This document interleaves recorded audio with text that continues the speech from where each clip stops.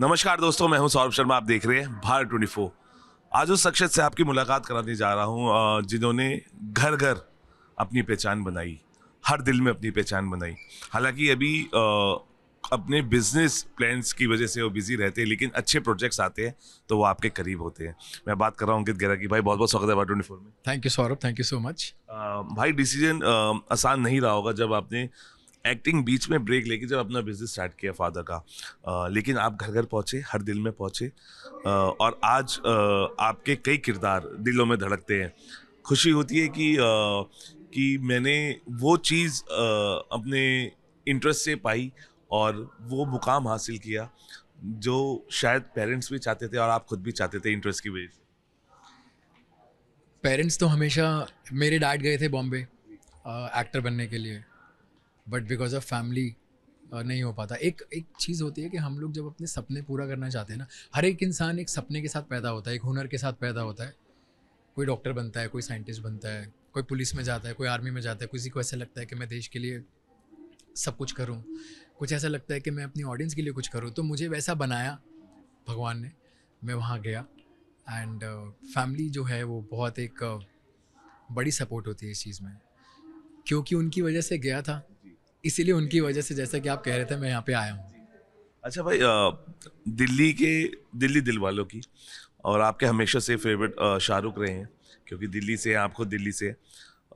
क्या देखते हैं उनमें? अपने आप को एक दिल्ली वाला देखते हैं, एक किंग देखते हैं, एक बादशाह देखते हैं? क्या नज़र आता है जब आप खुद दिल्ली का एक लड़का होते हुए शाहरुख को देखते मुझे उनमें ना अपने काम के लिए शिद्दत दिखती है। आई थिंक आप कुछ भी करते हो ना, कुछ भी, तो दिल से करो और प्लान बी के अलावा करो। तो मुझे उनमें वो दिखता है और वो चीज़ मुझे उसमें बहुत लगती है। भाई कौन सा प्रोजेक्ट्स पे अभी आप काम कर रहे हैं? बिकॉज बहुत इंतज़ार रहता है, the way you have always portrayed your किरदार अलग अलग स्टोरीज में। अभी हम कहाँ देख पाएंगे आपको? क्या कुछ बात है? क्या कुछ OTT कर रहे हैं, कोई फिल्म्स कर रहे हैं? मैंने बीच में OTT किया है, OTT किया है। और अभी क्या है ना, हम जब टेलीविज़न करते हैं तो हमको ये नहीं पता होता कि ये शो कितना टाइम चलेगा, कब तक चलेगा, हम इसमें कब तक रिक्वायर्ड है। तो वो क्या, एक प्लानिंग करनी थोड़ी मुश्किल हो जाती है, एंड क्रिएटिवली हम लोगों को सेटिस्फाई भी होना ज़रूरी होता है। सो मैं इसीलिए कुछ वैसे काम कर रहा हूँ जिसमें मेरा कम वक्त और ज़्यादा आर्ट और ज़्यादा क्रिएटिविटी लगे। बीच में मैंने कई सारे प्रोजेक्ट्स किए हैं।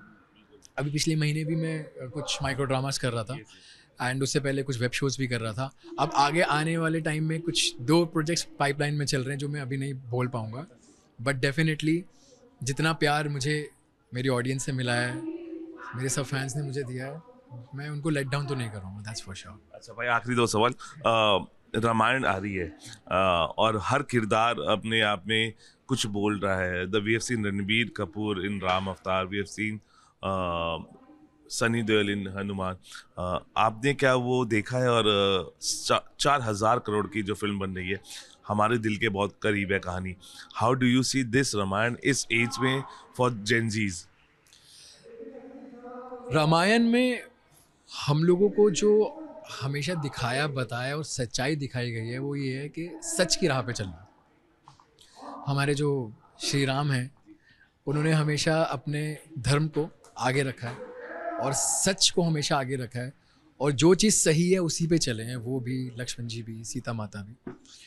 तो अब हमारी जो जेनजी जनरेशन है, उनके लिए अगर ऐसा कुछ प्रोजेक्ट आता है और वो उनके हिसाब से दर्शाया जाए, तो I think it's gonna be a great idea. Because हम लोगों ने अपने टाइम में रामायण बहुत इंजॉय किया और आज भी हम फॉलो करते हैं, क्योंकि कलयुग आ चुका है, ज़्यादा फॉलो करने का मौका नहीं मिलता है, बट जितना कर सकते हैं उतना करते हैं।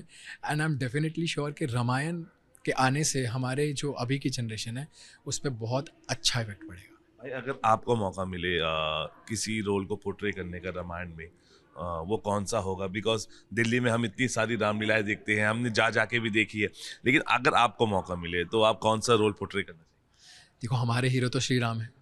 हम तो अगर रोल पोर्ट्रे करने का मौका मिले तो ज़रूर मैं श्री राम को प्ले करना चाहूँगा, और हनुमान जी हमारे फेवरेट हैं। अगर हमको मौका मिले तो हम तो वो भी करने को तैयार हैं। और बाकी ये तो एक बहुत बड़ा सौभाग्य होगा किसी को भी ऐसी एक स्टोरी में, ऐसी एक बहुत ही पवित्र स्टोरी में काम करने का, किसी भी किरदार में। एवरी किरदार इज़ स्पेशल इन इटसेल्फ। और इस मंच को कैसे देखते हैं मिसेस को, जब आप देखते हैं उनके हौसलों को देखते हैं, उनके सपनों को देखते हैं? कहते कई औरतें सोचती हैं मिसेस की शादी के बाद ज़िंदगी ख़त्म हो गई, लेकिन ऐसे प्लेटफॉर्म्स उनको एक मौका देते हैं।